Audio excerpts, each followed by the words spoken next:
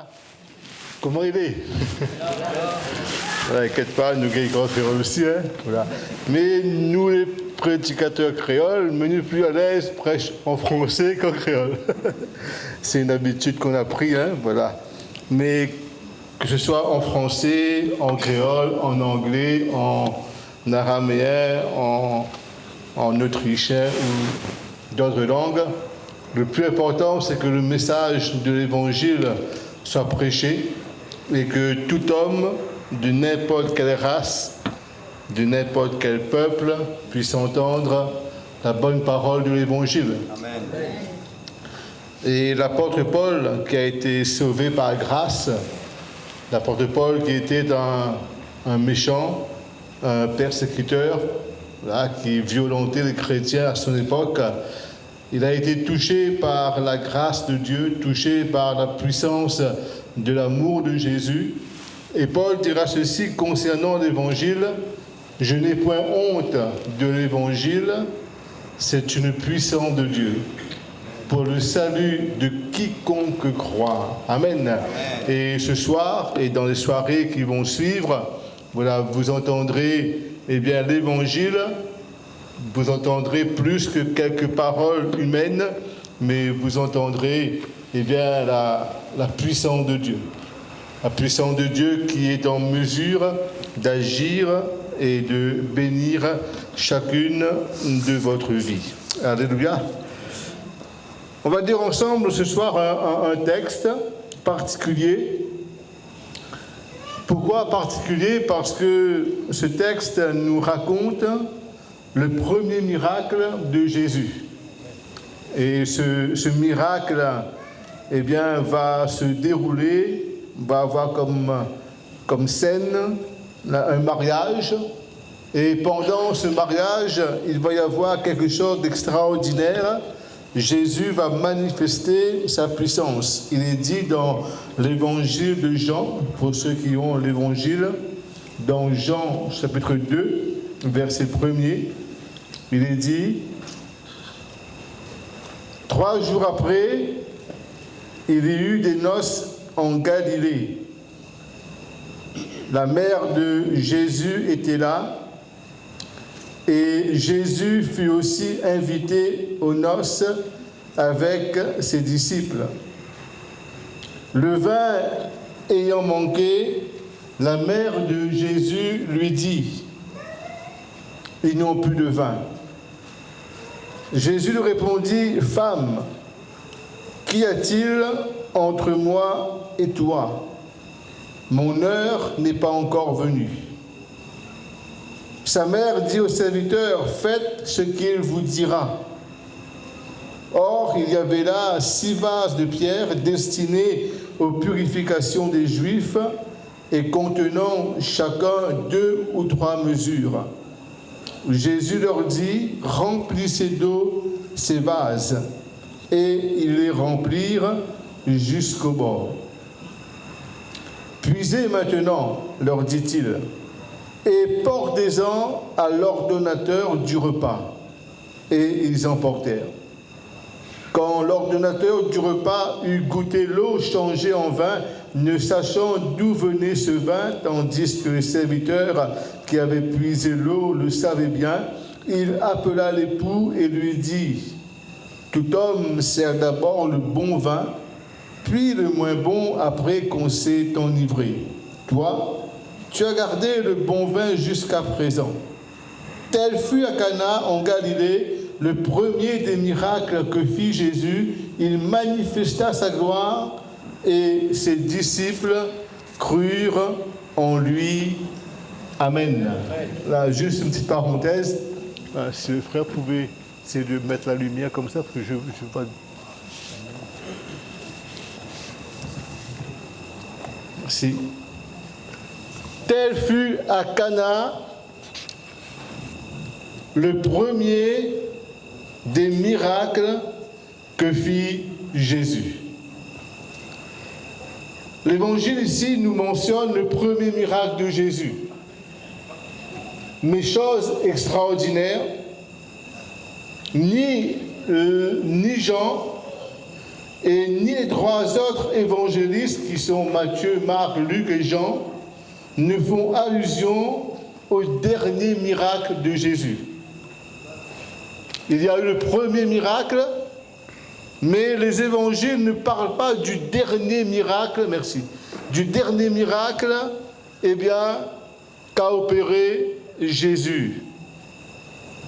Est-ce un oubli? Dieu qui a inspiré la parole n'oublie rien.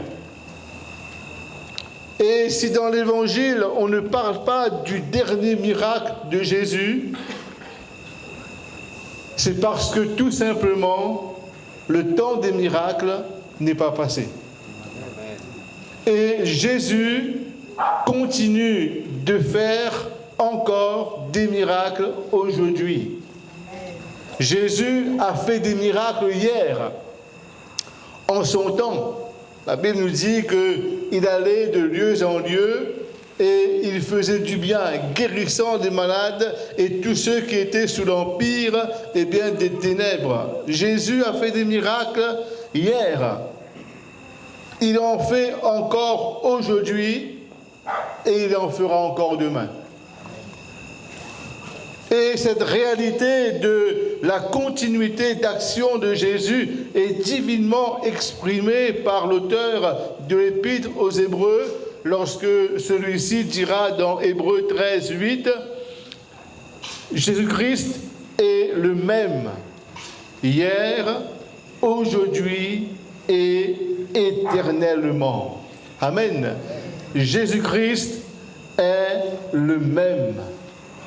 Ce Jésus de l'Évangile qui est né de la Vierge Marie par la puissance du Saint-Esprit, ce Jésus qui allait, dans les villes et les villages d'Israël pour faire du bien et guérir tous ceux qui étaient sous l'empire du diable, ce Jésus qui a été arrêté, crucifié, enseveli, ce Jésus est aussi ressuscité.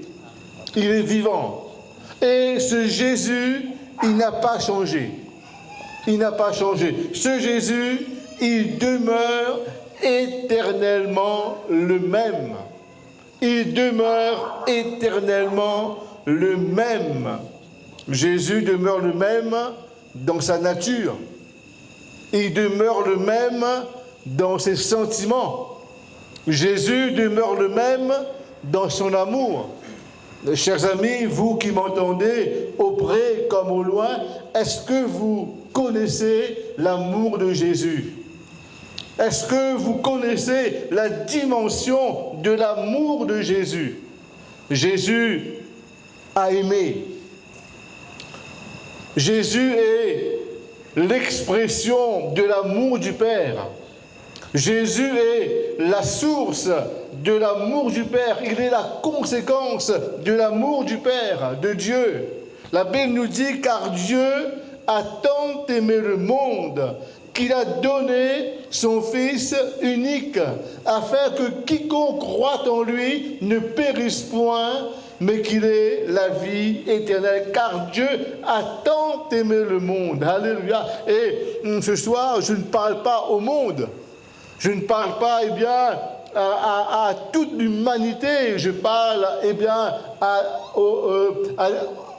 aux habitants d'un quartier qui m'entend. Dieu vous aime. Il vous aime au travers de Jésus. Il vous aime en Jésus. Et il a manifesté, il a démontré son amour lorsqu'on était mort dans nos péchés. Christ est mort pour nous, afin de nous sauver. Jésus-Christ est le même dans son amour, le même dans sa fidélité, le même dans sa disponibilité. Est-ce que vous savez que Jésus est disponible? Vous savez, aujourd'hui, pour avoir un rendez-vous avec un entretien avec un grand de ce monde, il faut prendre rendez-vous longtemps à l'avance. Voilà, j'ai quelques problèmes de peau en ce moment, et pour avoir un rendez-vous au dermato, c'est... Mais Jésus, lui, il est disponible. À n'importe quel moment, à n'importe quelle heure, de la journée comme de la nuit, Jésus est disponible pour vous entendre. Il est disponible pour vous écouter. Il est disponible pour vous aider. Il est disponible pour vous secourir. Et la Bible dit que quiconque invoquera le nom de Jésus, il sera sauvé. Quiconque invoquera le nom de Jésus à n'importe quelle heure, à n'importe quel moment et à n'importe quel endroit, eh bien, il sera écouté, il sera entendu et il sera béni par Jésus. Parce que Jésus, il est disponible. Un jour, eh bien, quelqu'un est venu voir Jésus, eh bien, un père est venu voir Jésus en disant, Jésus, viens, ma petite fille est à l'extrême, et elle va mourir, viens, impose les mains, et elle va mourir. Jésus n'a pas dit, mais attends ton tour. Il n'a pas dit, là, il faut que je m'occupe d'abord des autres qui étaient avant toi. Et je viendrai peut-être, si j'ai encore du temps. Non, Jésus a dit, j'irai. Je viendrai avec toi. Et Jésus est allé avec cet homme. Et Jésus est entré dans la maison de cet homme. Jésus a imposé les mains à cette petite fille. Et elle a été ressuscitée des morts. Parce que Jésus est disponible. Il est disponible pour toi. Amen. Il est disponible pour toi. Jésus est disponible. Jésus est lui-même dans son amour, dans sa fidélité, dans sa disponibilité. Jésus est aussi, ne change pas, dans sa puissance. Jésus est puissant. Amen. Jésus a dit, tout pouvoir m'a été donné dans le ciel et sur la terre. Et Jésus a tout pouvoir. Sur n'importe quelle situation, dans n'importe quel domaine, Jésus a tout pouvoir. Jésus, il peut tout. Jésus, eh bien, il a chassé les démons qui possédaient les corps des gens. Jésus a guéri les malades. Il a fait voir l'aveugle, entendre le sourd, fait parler le muet. Jésus est tout puissant. Amen. Et la Bible nous dit qu'il ne change pas. Cela veut dire que si Jésus a pu faire des miracles, s'il a pu guérir, s'il a pu chasser les démons, s'il a pu faire entendre le sourd, parler le muet, faire voir l'aveugle, il peut encore le faire aujourd'hui. Il peut encore se manifester encore aujourd'hui dans chacune de votre vie. J'ai été appelé un jour, au lit, chez quelqu'un qui était paralysé. Suite à un AVC, cet homme ne pouvait plus marcher. Il était totalement handicapé et il restait au lit dépendant des autres. Et on lui a parlé de Jésus. Et il a été d'accord pour qu'un pasteur vienne le visiter. J'ai été le voir avec la personne qui lui a parlé de Jésus. On s'est entretenu quelques moments autour de l'évangile. Je lui ai présenté la personne de Jésus. Je lui ai parlé de Jésus simplement. Et je lui ai dit, monsieur, est-ce que vous croyez en Jésus? Il m'a dit, monsieur, je crois. Et je lui ai dit, mais est-ce que vous voulez que je prie pour vous? Il m'a dit, je veux, oui, priez pour moi, s'il vous plaît. Et simplement, j'ai prié pour lui. Et à la fin de la prière, je lui ai invité. Je lui ai dit, monsieur, vous croyez que Jésus vous a guéri? Il m'a dit, je crois. Et je lui ai dit, maintenant, levez-vous. Et il a commencé à se lever de son lit. Il s'est mis, il s'est assis sur son lit. Je lui ai dit, non, monsieur, maintenant, levez-vous. Je l'ai aidé à se lever et il s'est mis debout. Et à un moment donné, il a commencé à faire un pas timide, 2 pas, 3 pas, et il a commencé à marcher. Il a fait le tour de son lit. Ensuite, il est sorti. Il a fait le tour de sa maison. Et cet homme a été miraculeusement guéri. Alléluia. Jésus-Christ ne change pas dans sa puissance. Combien de personnes dans le ministère nous avons vu qui étaient possédées par des esprits méchants, ces personnes ne contrôlaient plus leur vie, c'était les puissants des ténèbres qui contrôlaient leur vie. Et ils sont venus à l'écoute de l'évangile et la puissance de Jésus les a libérés. Jésus ne change pas dans sa puissance. il ne change pas. Il est éternel. Le passé, le présent, le futur ne changent pas Jésus. Il est de toute éternité. Jésus est le Dieu de toute éternité. L'auteur aux Hébreux déclare ceci dans Hébreux 9, verset 12. Hébreux 1, verset 8 dit ceci. Ton trône, ô Dieu, est éternel. Le sceptre de ton règne est un sceptre de justice. Tu as aimé la justice et tu as détesté la méchanceté. C'est pourquoi, ô Dieu, ton Dieu t'a désigné par onction comme roi de préférence à tes compagnons avec une huile de joie. Et c'est toi qui au commencement as fondé la terre et le ciel. La terre et le ciel est l'œuvre de tes mains. Eux, c'est-à-dire le ciel et la terre, ils disparaîtront, tandis que toi, tu restes là. Eux, la terre, le ciel que nous voyons, eh bien, vont disparaître. Mais Jésus, il reste là. Jésus, lui, il ne disparaît jamais, parce que Jésus est éternel. Son nom est éternel, sa gloire est éternelle, son amour est éternel. Jésus porte en lui l'empreinte de l'éternité. Et c'est ce Jésus que nous vous prêchons. Amen. Ce Jésus dont l'existence est sans fin. Ce Jésus qui ne change pas. Oh mes amis, nous ne vous prêchons pas un autre Jésus que celui de l'Évangile. Nous ne vous prêchons pas un autre Jésus parce qu'il n'y a pas et il n'y aura jamais un autre Jésus que celui de l'Évangile. Et c'est ce Jésus-là, ce Jésus de l'Évangile qui encore aujourd'hui accomplit des miracles. C'est lui que nous prêchons. Ce Jésus qui ne change pas et qui aujourd'hui encore accomplit des miracles comme il a fait lors de ses noces de Cana. Nous avons lu, eh bien, dans ce texte des noces de Cana, or, il y avait 6 vases de pierre destinés aux purifications des Juifs et contenant chacun 2 ou 3 mesures. Jésus leur dit, remplissez d'eau ces vases, et ils les remplirent jusqu'au bord. Et puisez, leur dit-il, et portez-en à l'ordonnateur du repas. Et ils en portèrent. Quand l'ordonnateur du repas eut goûté l'eau changée en vin, quand il eut goûté l'eau changée en vin, voilà le miracle. L'eau a été changée en vin. À la base, c'était de l'eau. Mais quand l'ordonnateur l'eut goûté, c'est du vin. Comment est-ce possible? Comment expliquer cela? Est-ce un tour de magie? Est-ce un tour de passe-passe?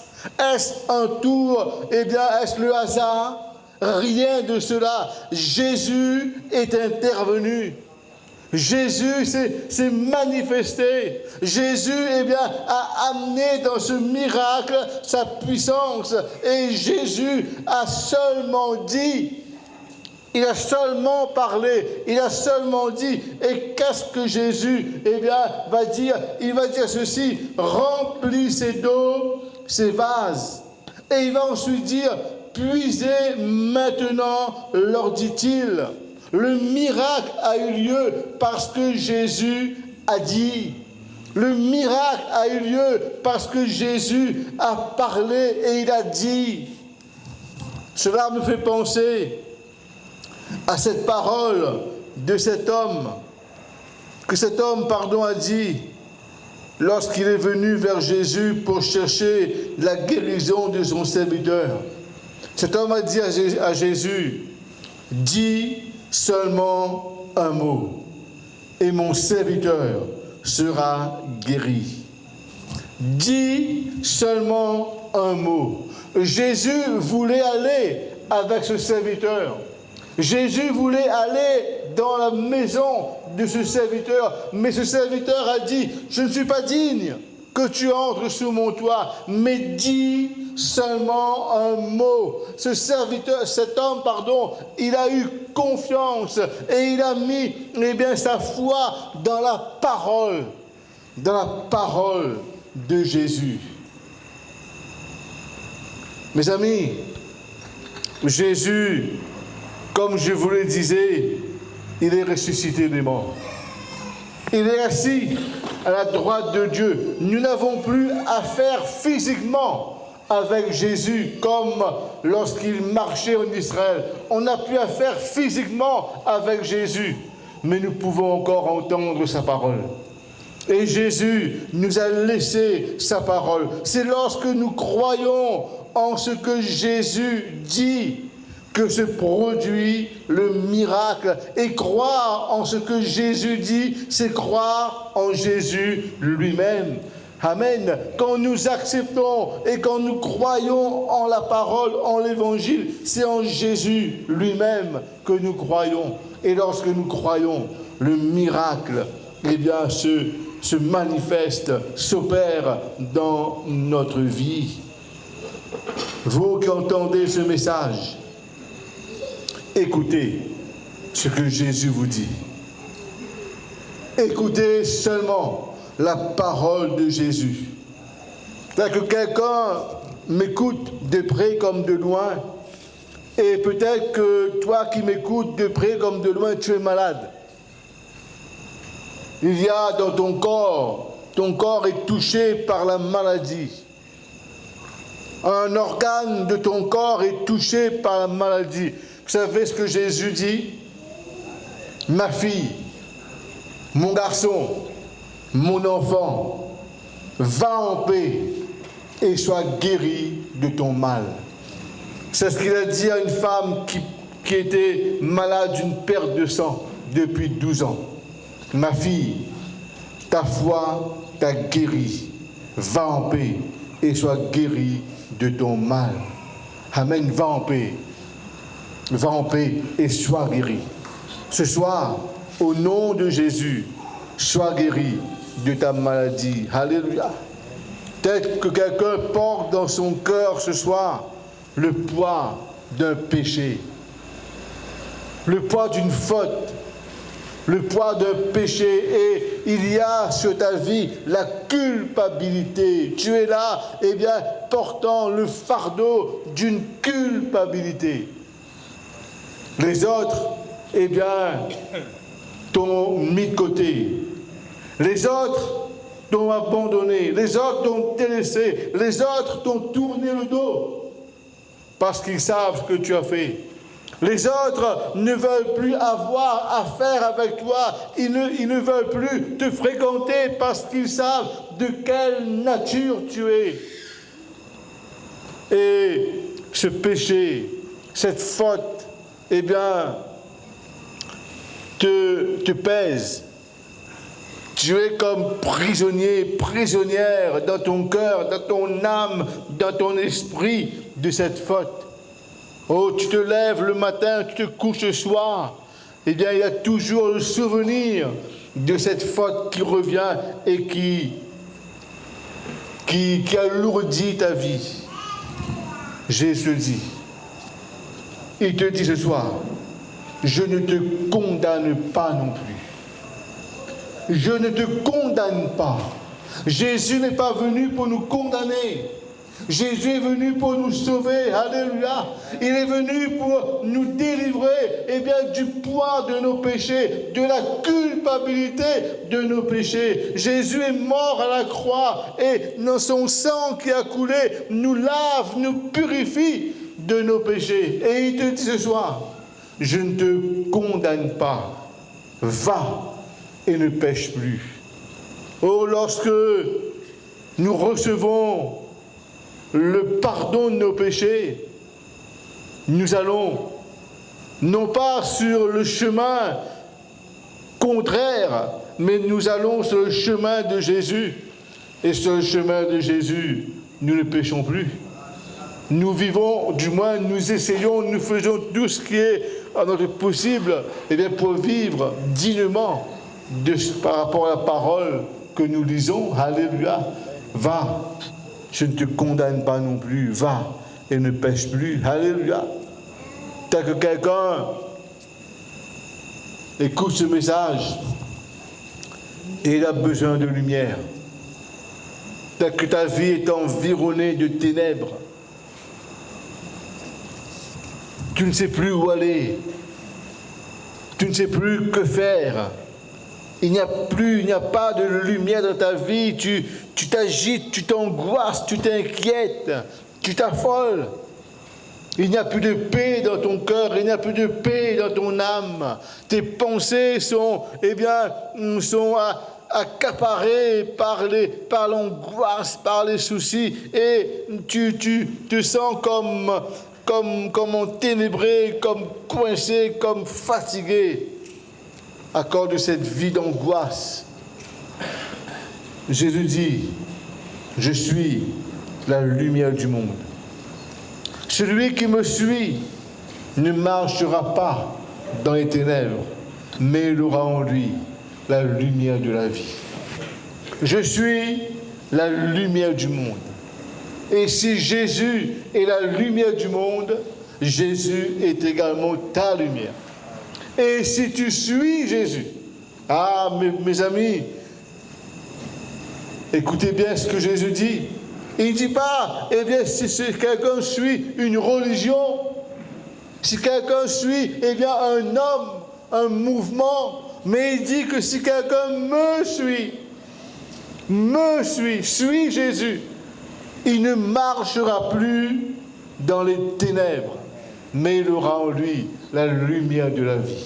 Et même si notre vie, serait là, attaquée par l'angoisse, par le stress, même si nos pensées seraient envahies par des choses mauvaises, le fait que nous suivons Jésus, nous aurons en nous la lumière, alléluia. Et la lumière nous montrera le chemin. La lumière, chasse les ténèbres. Vous savez une chose, mes amis, la lumière a toujours de l'avantage sur les ténèbres. Ce soir, quand vous arriverez chez vous, faites-en l'expérience. Lorsque vous allez arriver chez vous, s'il n'y a personne, bien sûr, votre maison est dans les ténèbres, dans le noir, oui ou non? Oui ou non? À moins que vous avez un contrat spécial avec EDF, vous ne payez pas l'électricité, bref. Mais votre maison est dans le noir total, oui ou non? Et vous allez faire un simple geste. Vous allez appuyer sur l'interrupteur et la petite ampoule de 40-60 watts va chasser le noir qui est dans votre maison. Et vous allez voir clair. La lumière a de l'avantage sur les ténèbres. Jésus a de l'avantage sur les ténèbres. Et lorsque nous suivons Jésus, nous ne marchons plus dans les ténèbres, mais il y a, non pas à côté de nous, non pas autour de nous, mais il y a en nous, il y aura en lui, Jésus, il y aura en nous la lumière de la vie. Amen, la lumière de la vie. La vie des hommes est plongée dans les ténèbres. À cause de la désobéissance, à cause de la rébellion, la vie des hommes a été plongée dans les ténèbres. Mais Jésus est venu pour retirer, délivrer les hommes de leurs ténèbres, pour mettre en eux la lumière de la vie. Et lorsque nous suivons Jésus, nous avons, nous, la lumière de la vie. Alléluia. Oh, mes amis, entendez ce que Jésus dit. Entendez ce qu'il dit. Croyez en ce que Jésus dit. Et recevez maintenant le miracle que vous avez besoin. Car Jésus-Christ est le même. Il ne change pas. Il est le même hier, aujourd'hui et éternellement. Amen. Gloire à Dieu. On va avoir un temps de recueillement ensemble.